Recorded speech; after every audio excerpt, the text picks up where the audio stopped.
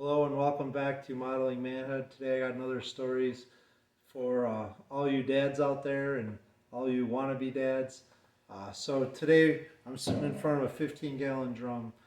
15 gallons is a lot of water if you had to drink it all at once, or not a lot if you were looking for a place to swim. But imagine having to fill that 15-gallon drum with nails. So as a kid, we had an experience I shared on a little while back about a fire that we had at our family farm. And that winter we decided to take down several buildings in a few towns over. And we spent the winter denailing and taking all these boards apart. And there's probably not a nail that you guys could give me that I couldn't straighten or get removed out of a board. And we spent that winter and part of the next year taking apart all these barns, and we had a whole 15-gallon drum about this size full of nails that I had to straighten one at a time. So if you look at some of these guys here, spent a lot of time straightening nails on a little board over a drum like this as a kid. Why did you have to straighten all those nails as a kid? Because we had to use them again rather than buying new nails. So I figured it out. It's probably about 150 to 200 pounds worth of nails. I was told that you had to straighten those because you were a boy with much energy and you needed to focus it in a usable way. Is that true? That's probably true too. All right, love the commentary and the feedback.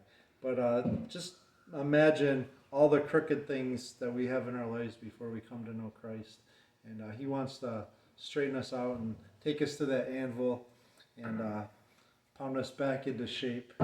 And in the New Testament, I'm going to grab my Bible here. We're going to be in Matthew 3:3. The voice of one crying in the wilderness, prepare the way for the Lord, make his paths straight. And this is John the Baptist talking about Jesus as he's going out to start his mission here on earth that he had been preparing for 30 years before he started those last 3 years of ministry and calling the disciples, and then ultimately dying on the cross for sinners like you and I, sinners that look like this and sinners that look like this.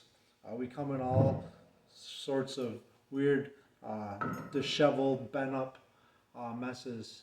But if we have the blood of Jesus in our heart, he is willing to forgive us so that we can become part of his family and be accepted in the presence of his Father in heaven.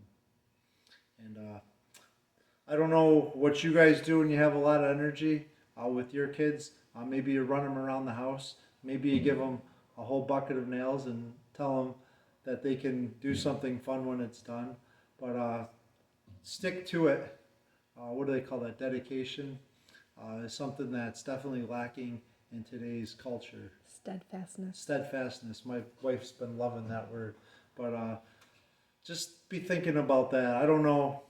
It doesn't get much simpler than our lives looking all bent up and God just wanting to let his son pound on us and get us so that we're straight and something beautiful in his presence. So thank you guys for joining us. Next time you guys see a crooked nail, think about him wanting to straighten us, and then also all those nails that were on the cross, so that you and I could be set free. So happy Father's Day, and got another one for you guys on Father's Day. So please be sure to join us again. Remember to mirror maker and journey with Jesus.